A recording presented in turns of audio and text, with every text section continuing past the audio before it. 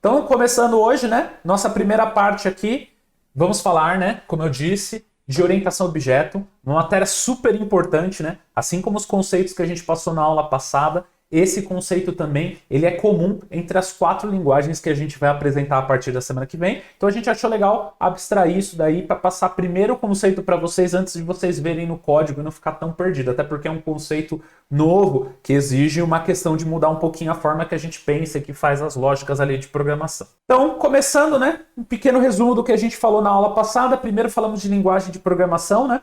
Que as linguagens de programação, assim que utilizadas, geram programas nos quais um ou mais usuários conseguem interagir com um programa e obter o resultado esperado dele. Ou seja, as linguagens de programação desenvolvem programas e esses programas são feitos para que usuários interajam com eles. E esses usuários podem ser tanto outro sistema como uma pessoa interagindo, como você faz aí quando você entra no YouTube e tudo mais. Tudo isso são programas. Com isso, sairemos da camada de sistemas estáticos que estamos estudando até agora e passaremos a estudar sistemas dinâmicos. O que a gente teve de HTML e CSS, um conceito de programação estática, né? Onde a gente entrega uma tela e aquela tela está pronta, mas ela não tem alteração, ela não muda conforme o dia, conforme as informações vão mudando. A gente sabe que o nosso mundo sistêmico não é isso, né? Se você entra no Facebook, cada dia a postagem é diferente. Se você entra num blog, num site de notícias, cada momento o conteúdo é diferente. Ou seja, a gente precisa ter sistemas dinâmicos para que cada vez que seja requisitado ali uma tela, ela tenha um conteúdo diferente. Seguindo mais um pouquinho do nosso resumo aqui antes da gente entrar na matéria propriamente dita, tá? Uma analogia que a gente veio seguindo ao longo aí dessas aulas foi que o HTML é a estrutura, né? Ou seja, o cimento, o tijolo ali, né? A argamassa que monta uma casa, que seria o nosso site. O CSS é o acabamento, ou seja, você fazer a parte de gesso, pintura, né, cobertura e tudo mais. E, obviamente, a linguagem de programação ela é a construtora. Por quê? Porque ela consegue entregar várias casas com os mesmos estilos ou os estilos separados de uma forma muito dinâmica. Então, né, numa rua, se uma rua inteira fechar a quantidade de casas com uma construtora, aquela construtora consegue fazer uma casa de cada jeito para cada pessoa. Assim é a linguagem de programação, né? A gente consegue entregar um HTML, um CSS ou, enfim, uma telinha, alguma coisa do tipo, de uma forma muito dinâmica, podendo entregar para cada cliente, né? Então eu sou cliente na web, eu quero ver de uma forma, eu sou cliente no aplicativo, eu quero ver de outra, e assim segue. Dentro dos dicionários das linguagens, né, que a gente teve também na aula passada, ainda seguindo o nosso resumo, a gente falou de programa, né? Uma das partes mais importantes, que é programa e sistemas, né? E o que um programa de computador é? Ele ou programa informático, né? Ele é um conjunto de instruções que descrevem uma tarefa a ser realizada por um computador. O termo pode ser uma referência ao código-fonte, escrito em uma linguagem de programação, ou arquivo que contém a forma executável desse código-fonte. Ou seja, né, aquela minha forma resumida, que é bem legal para vocês entenderem o conceito, um programa nada mais é que um algoritmo escrito em uma linguagem de programação. E aí, para fechar nosso resumo, outra coisa que a gente falou, né, que até acabou estendendo bastante ali, o pessoal teve bastante dúvida e tudo mais, a gente falou de frameworks, né, o pessoal teve bastante dúvida ali, né, a diferença de framework e biblioteca, a gente tentou elucidar bastante aí as diferenças entre um e outro, mas no final das contas, né, o que é um framework? Ele é um conjunto de códigos prontos que podem ser usados no desenvolvimento de qualquer coisa e que o objetivo dessas ferramentas é aplicar funcionalidades e comandos estruturados já prontos para garantir a qualidade do desenvolvimento de um projeto. Um framework nada mais é que você não ter que reinventar a roda, né? Falei muito esse conceito na última aula, da gente não ter que reinventar a roda e assim automaticamente conseguir ali pegar, fazer o sistema de uma forma muito mais rápida. Poxa, eu preciso conectar no banco de dados. Será que alguém já não teve esse problema? Com certeza alguém já teve esse problema de conectar no banco de dados. Todo sistema conecta no banco de dados praticamente. Então, alguém fez um framework que facilita a conexão com o banco de dados. Ou seja, eu não preciso mais me preocupar em conectar com o banco de dados. Eu preciso simplesmente utilizar esse framework que conecta com o banco de dados. E assim, obviamente, a gente consegue ter uma agilidade no nosso processo de desenvolvimento. E aí chegamos à nossa matéria de hoje, né? Começando já, indo bem devagarzinho, porque os conceitos, né, para fixar bem ali, né? Tirando todo o resumo, né? Falamos de programa, de framework, falamos ali, né, de um pouquinho de o que é a linguagem de programação e tudo mais. E o paradigma, né? Ou seja, a forma que a gente vai utilizar para desenvolver sistemas e programas daqui para frente, nas nossas 4 linguagens que a gente vai começar, e depois quando a gente for para o mobile, quando a gente for para o web, vou continuar utilizando esses conceitos, é a orientação a objeto. Ou seja, todas as linguagens que a gente vai passar daqui para frente, ou elas têm orientação a objeto, ou elas são orientadas a objeto. Rafa, o que você quer dizer com isso? Eu quero dizer que nem toda a linguagem obrigatoriamente é 100% orientada a objetos, como é o caso do JavaScript, como é o caso do Kotlin. Eles não são 100% orientados a objeto, mas eles têm orientação a objeto dentro deles. Em contraparte do Java, o C Sharp, né, são linguagens 100% orientadas a objeto. Não existe nada sem ter objetos ali nessas linguagens. Então, o que a gente tem ali? O que é programação orientada a objeto? Ou também conhecida pela sigla, né, que é POO, ou em inglês, né, OOP, né? Programação orientada a objeto, em inglês, né, Object Oriented Programming. Então a gente tem aí as siglas também, né?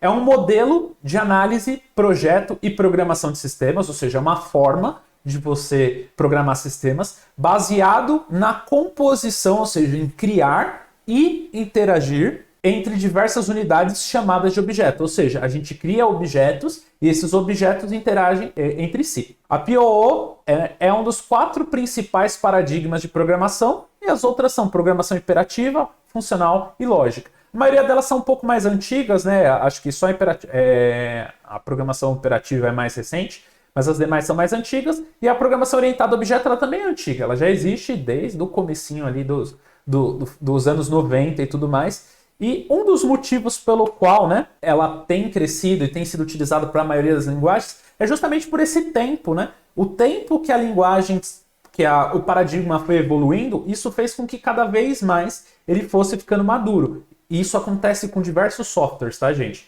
Agora, comentando um pouquinho de mercado, você nunca vai entregar um programa 100% perfeito no começo. Compara o Facebook como ele era, como ele é hoje. Compara o Gmail como ele era, como ele é hoje. Então, conforme os anos vão passando, as ferramentas vão ficando mais performáticas, elas vão ficando melhores, né? Assim é como tudo que a gente faz na programação. Você pegar a versão do Java de 2000 e pegar de hoje, você vai ver que a versão do Java hoje já é muito melhor de trabalhar e tudo mais, porque eles foram melhorando a linguagem. A orientação a objeto teve essa mesma situação. Conforme os anos foram passando, ela foi evoluindo e assim automaticamente, né, ela foi ficando cada vez melhor.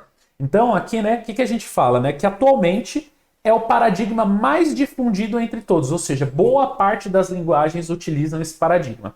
Isso acontece porque se trata de um padrão que tem evoluído muito, principalmente em questões voltadas para segurança e reaproveitamento de código, o que é importante no desenvolvimento de qualquer aplicação moderna. É importante que meu código seja seguro? Óbvio, né? É importante que meu código tenha reaproveitamento de código? Rafa, por que o meu código precisa ter reaproveitamento de código? Porque se eu tenho um bom reaproveitamento de código, eu digito muito menos código para ter o mesmo resultado do que eu teria que digitar se eu tivesse que toda vez para cada arquivo ter que reescrever aquele determinado trecho diversas vezes. E isso também afeta na questão de manutenção, né? Imagina que o mesmo trecho de código se repete por diversas vezes dentro de um sistema. Se você tiver que dar manutenção nesse trecho de código, você vai ter que dar manutenção em cada ponto que esse trecho de código se repete. Quando a gente vai para a orientação a objeto, a ideia é que cada objeto tem a sua responsabilidade e aí você só vai dar manutenção em um lugar e todos os demais que apontam para aquele lugar vão ser refletidos. Outro segredo da programação orientada a objeto está justamente no conceito de classes e objetos, que nos ajudam a abstrair dados e funcionalidades de algo do mundo real em sistema, gerando assim uma excelente visão da necessidade real dentro do código pelo programador. O que isso quer dizer, Rafa? Isso quer dizer, se a gente for analisar, lembra que eu falei que o trabalho do programador efetivamente é pegar ali aquilo que está sendo passado no dia a dia, o problema que foi apresentado e resolver aquele problema sistêmico? Só que o problema apresentado geralmente é um problema da vida real. Eu não tenho um aplicativo que me dá desconto de graça para eu, né, um desconto para eu não pagar nada no cinema. Opa, deixa eu fazer algo que resolva esse problema, ver se é viável e aí eu faço um programa que resolva esse problema. Legal. Então a gente sabe que na maioria das vezes os sistemas eles resolvem problemas na vida real. Mas será que para quem nunca viu programação é fácil olhar para o código e entender o mundo real dentro do código? A programação orientada a objetos ajuda nisso. Por quê? Porque um dos nossos grandes conceitos, que são as classes e objetos, elas trazem essa parte do mundo real para dentro do projeto, e aí, obviamente, quando você olhar aquele trecho de código, você vai lembrar do que aquele trecho de código representa no mundo real. Por exemplo, eu vou ter uma classe, a gente vai falar de classe, tá, gente? Não precisa avançar a pergunta, eu vou passar todos os conceitos aqui. A gente vai criar uma classe que representa o meu teclado. Opa, quando eu olhar aquela classe dentro do meu código, eu vou falar, é o meu teclado, ele tem teclas, ele tem o comportamento de eu apertar a tecla e alguma coisa acontecer, ele tem uma luzinha. Então, a gente consegue trazer aquilo que a gente visualiza no mundo real para dentro da programação através dos conceitos de classes e objetos, tá? E quais são as vantagens da gente utilizar esse paradigma? E diversos, tá? Muitas vantagens, mas eu vou listar os principais aqui que vai fazer sentido e que vocês vão falar, poxa, eu quero aprender esse paradigma porque eu acho que vai ser bom para eu aprender programação. Ele fala assim, que entre as principais vantagens da programação orientada a objeto está a reutilização de códigos através de conceitos como herança e polimorfismo. O que isso quer dizer? Isso quer dizer que eu consigo entregar muito mais digitando menos. Se o nosso trabalho é resolver problemas no dia a dia, entregar isso em produção e mais gente utilizar, obviamente que eu quero entregar mais digitando menos. E não só entregar mais digitando menos, mas também que o meu usuário consiga ali efetivamente ter um resultado bom e eu consiga dar uma manutenção naquele sistema sem ter que digitar muito, né? Lembra das minhas 3 regrinhas lá, né? A gente tem que fazer um software que atenda o resultado do cliente, a gente tem que fazer um software que custe barato para a nossa empresa, a gente tem que fazer um software que seja de fácil manutenção. Se eu faço um software que é ruim de manutenção, ou seja, que ele tem muito código copiado e colado, isso faz com que a minha manutenção seja ruim. Isso provavelmente diz que o meu software não é muito bom. Outra vantagem da programação orientada a objeto é que todo software orientado a objeto é confiável. Ao alterar uma parte, nenhuma outra é afetada. Isso, por exemplo, é uma coisa de que quem já viu ou vai ver de novo JavaScript com a gente, o Kaique está aqui e sabe, um dos grandes problemas do JavaScript, por isso que existe o TypeScript, lembra da nossa última aula? O que é o TypeScript? É uma linguagem intermediária que compila o JavaScript para que a gente tenha menos erros de compilação e que a gente tenha um conceito de tipagem ali dentro. Quem usa o JavaScript nativo, por exemplo, tem muito problema de alterar um trecho de código e afetar outra coisa que não tinha nada a ver. Por quê? Porque o JavaScript ele não é 100% orientado a objeto. Então, se a pessoa não usa um conceito de classe, automaticamente, quando ele altera aquela função pode impactar em diversos pontos do código. Já na orientação a objeto, quando você usa bem o conceito de classe, quando você altera algo que está dentro de uma classe, todo mundo que está utilizando aquela classe não altera chamado. O que altera, na verdade, é só quem está dentro da classe ali e o comportamento interno dela, tá? Então isso é muito legal. A gente faz com que as camadas, as classes, os arquivos sejam separados, sejam indiferentes um do outro, de uma forma que isso funcione muito bem. Outra vantagem que a gente tem aí de utilizar a orientação a objeto é o software orientado a objeto é oportuno.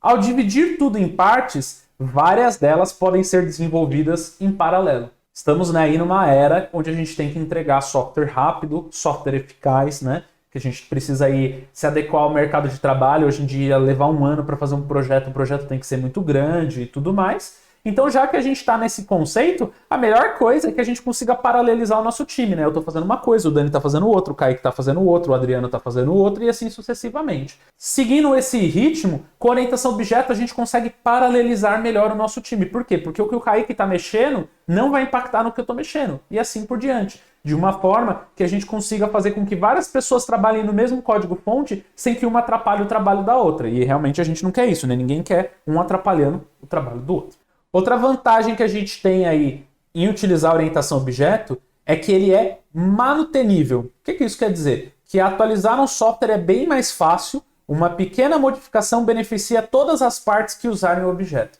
Foi o que a gente falou, A hora que a gente encapsula tudo em conceitos de classe, em conceitos de objeto, se eu altero um determinado lugar, todo lugar que aponta para aquele objeto vai refletir a alteração. Ou seja, a gente escreve menos código para ter mais resultado de código, resultado no programa em si.